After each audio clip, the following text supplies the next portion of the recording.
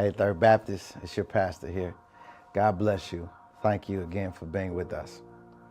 Now, as you already know, we've had a town hall. We've expressed in that a lot of information. One of the points I really want to make sure that we grasp together as we anticipate the exciting time of being back for Gathered Worship. That'll first happen on November the 7th. November the 7th is our test run. So we're asking our church leaders, trustees, deacons, ministry leaders, auxiliary leaders, those who are prominent leaders in the church to register for church on November 7th.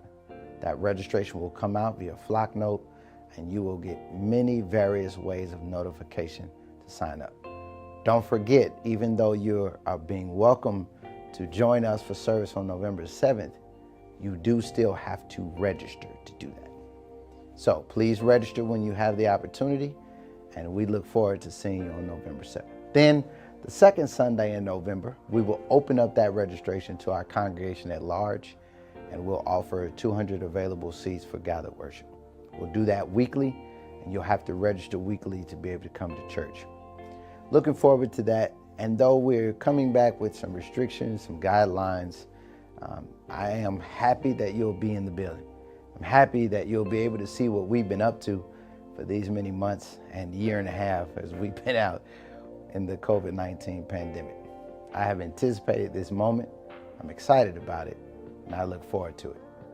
One of the other things I want to make sure that I re-mention and lift up into your hearing is that we are doing this work with an honor system. Let me say a little bit about what that means. An honor system means that we're taking full accountability for not only ourselves, but for each other.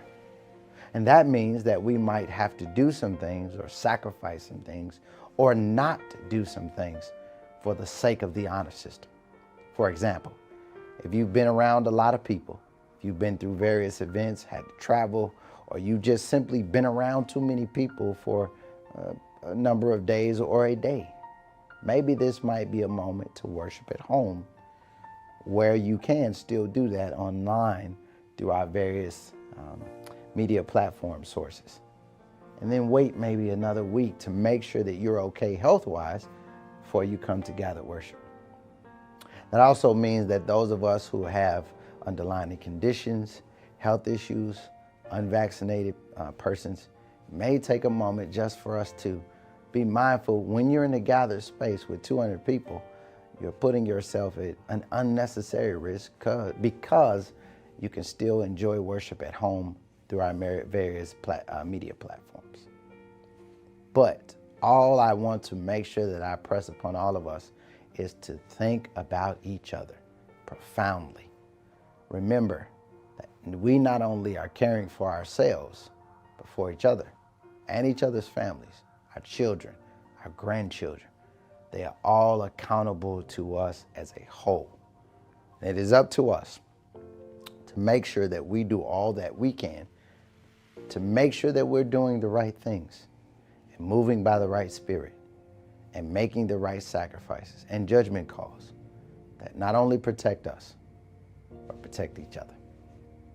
Lastly, as you know, we've reached out to many groups in the church, auxiliaries and ministries, asking for assistance and help as we come back to Gathered Worship. There will be things that we need to do. Registration, we need registration team. We need persons who will check registrations. We need persons who will do temperature checking. We need persons who will check the pre-COVID screening questionnaire. And so there are other places where we also need help. One of them is probably the most profound. We need persons who will be responsible for helping with cleaning, wiping. Now, let me be clear. We're not asking you to be maintenance workers. We're asking you to be available to wipe a counter, a door handle, a button, high-touch areas before church, during church, and after church. If we have enough of us, this won't feel like it's a burden on any one or two persons or small groups of people.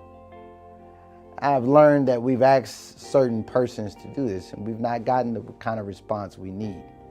So I'm asking you, members of our congregation, members of our auxiliaries and ministries, period, to help us do this work. We need more people to sign up to help with just helping to wipe down things, podiums, door handles, buttons, elevator buttons. Not that anybody should be getting on the elevator, but the point I'm making is we want to wipe and be able to be accountable to high-touch areas for church, during church, after church. We need more people.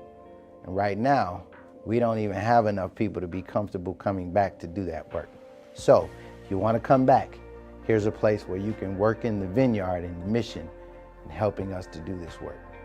I'm asking that you respond to this calling immediately because we need to form this team before we can come back to church. We have until November the 3rd to get people in place, to give adequate training, assistance, and guidance so that we can come back safely. Now listen, we know that we won't ever be able to be completely safe, but we can do everything in our power to be as safe as we can be. And I'm going to see to it that we do that, because that is our reasonable service to God and to each other. God bless you and thank you. This has been your pastoral announcement. Third Baptist, you know what your pastor is going to say. I love you, and there is nothing you can do about that. Thank you. See you real soon.